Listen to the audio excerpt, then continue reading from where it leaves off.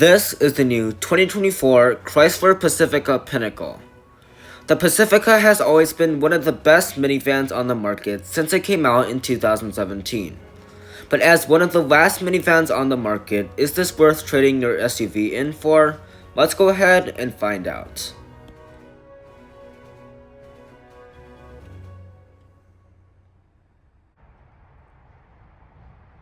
When it comes to the styling, the Pacifica has always been different than its competitors.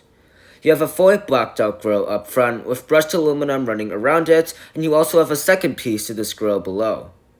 Everything will be fully functional except for the vents directly beneath the headlights. Speaking of the headlights, these will be mostly LED with projector style LED headlamps, regular daytime running lights, fog lights down below, high beams, and the only non-LED element will be the turn signal, which will be incandescent.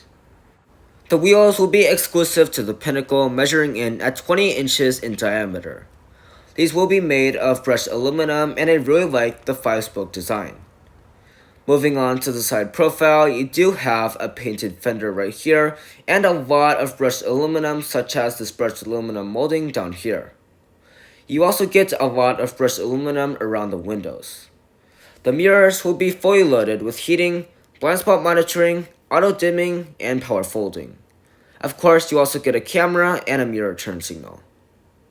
The rear end will be very interesting with this light bar that goes all the way across, not something that you see every day on a minivan, and a tow hitch down below. You can tow 3,600 pounds. The taillights will be full LED with a reverse light that is very large, and also a turn signal that is also the brake light when not in use. Now taking a look at the interior, first impressions, this is nice. Now taking a look at the door panel, we have soft touch along the top, brushed aluminum here, some caramel leather right there, and a lot of storage down below. Now you can get glossy wood if you want to, but today's tester has the brushed aluminum. And these seats are beautiful.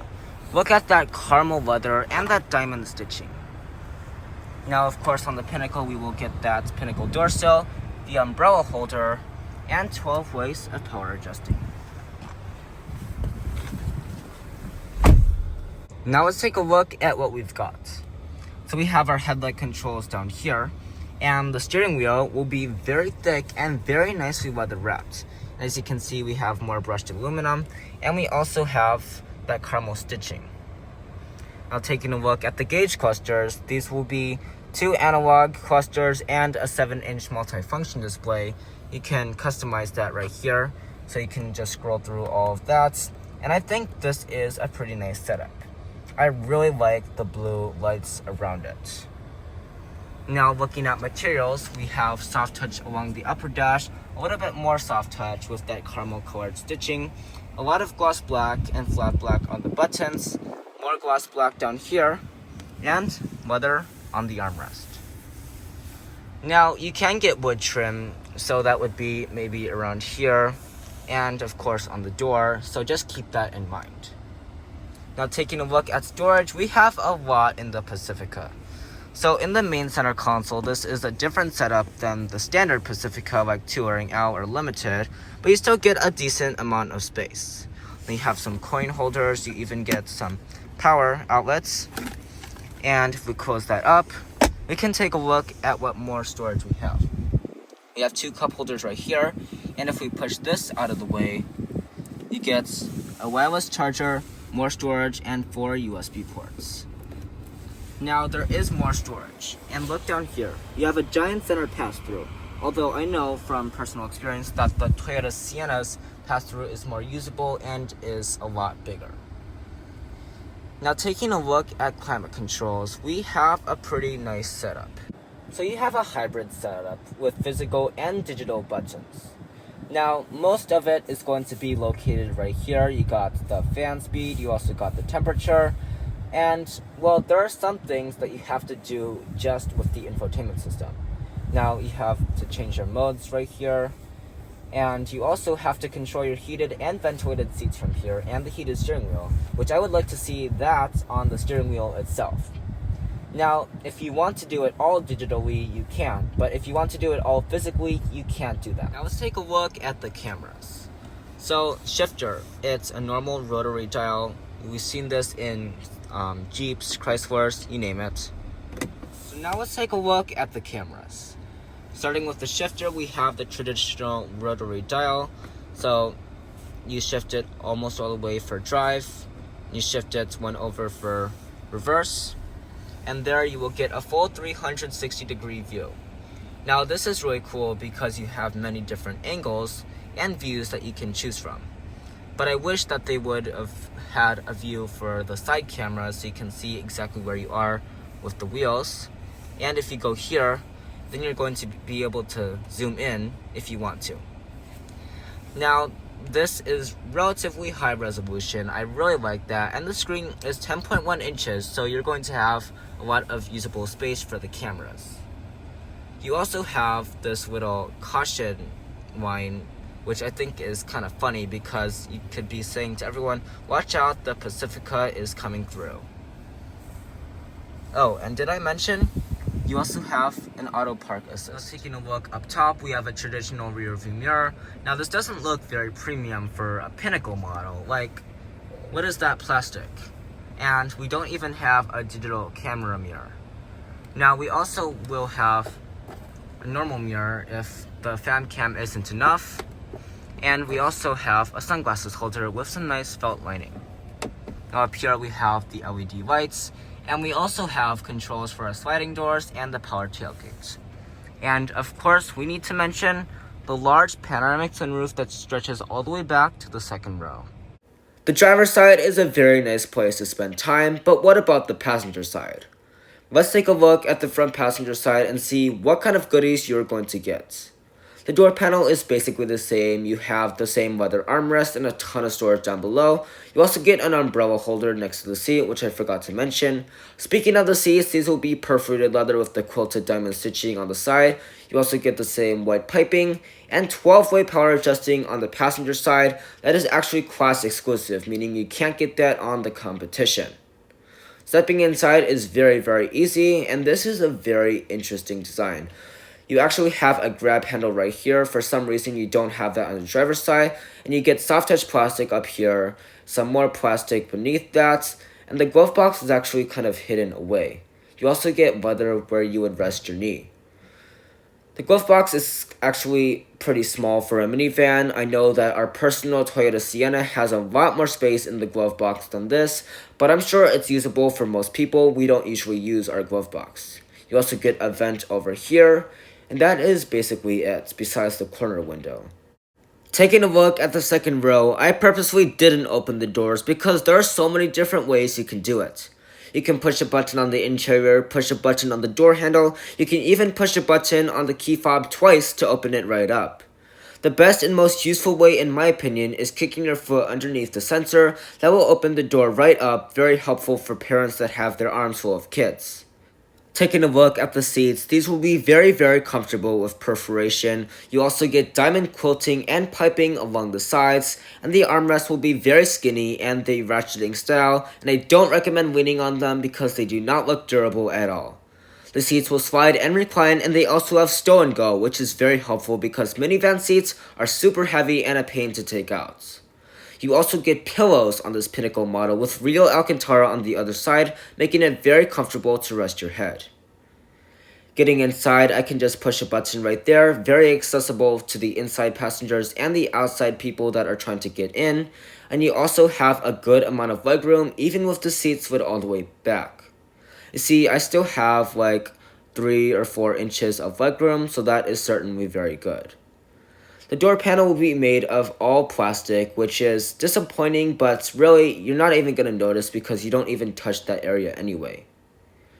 Well, you also can heat your seat right here, 2 stages only. I would have liked to see 3 stages on the Pinnacle model, especially since the Toyota Sienna offers that. You can also make the seat go forward, which is a very interesting feature. You also have sunshades.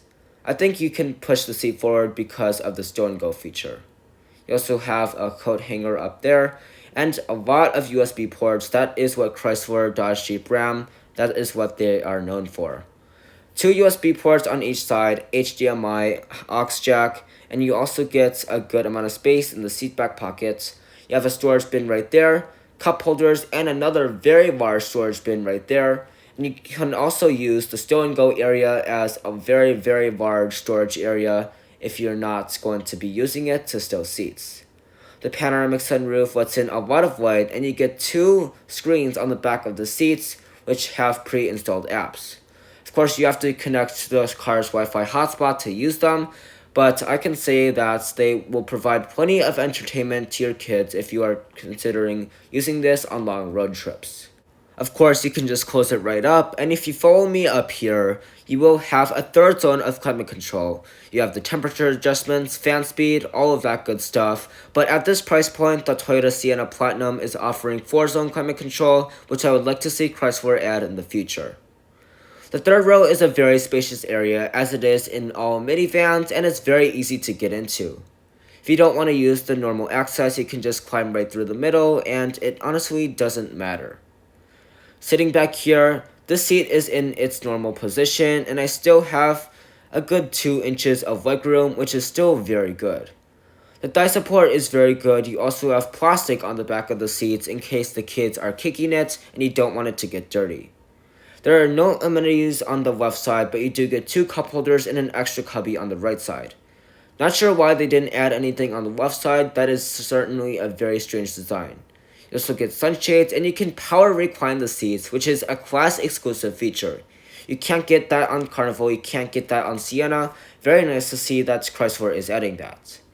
Some models with certain options can be equipped with a third row sunroof, but this particular tester doesn't have it. You also get a vent and a regular light.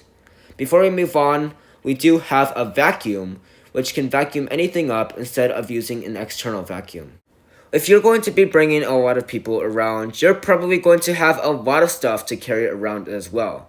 Thankfully, Chrysler has you covered.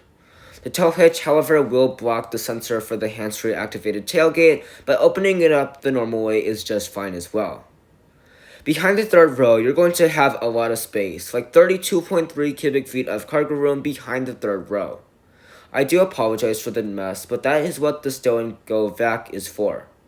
You also have a lot of hooks on the back of the seats, and you also have a power source. The seats will be power folding, which is a class exclusive feature.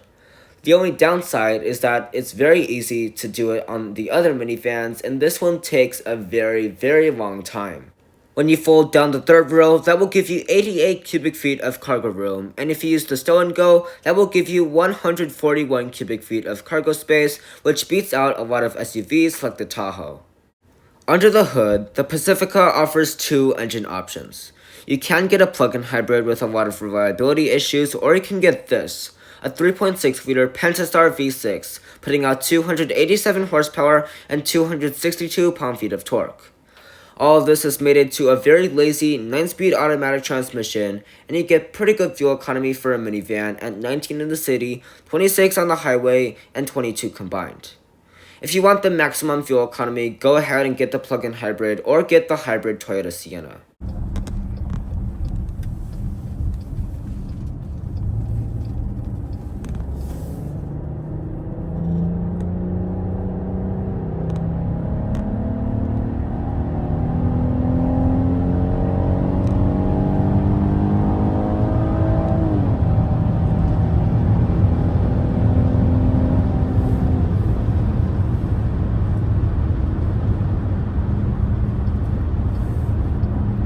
When it comes to competition, I mentioned that this is one of the last minivans on the market, and indeed it is. It competes with 3 others, known as the Kia Carnival, Toyota Sienna, and Honda Odyssey. The Odyssey is definitely the most dated of them all, and the Pacifica is in second place. The only one above it is the Toyota Sienna, with unbeatable 36 miles per gallon in fuel economy, space in all 3 rows for adults, and also a very luxurious interior. Chrysler is very good about redesign, so they're probably going to be redesigning this Pacifica soon, so keep your eyes open for that. Taking a look at dimensions, this Pacifica is 204 inches long and 78 inches wide. Well, that is going to wrap up today's video on this 2024 Chrysler Pacifica Pinnacle.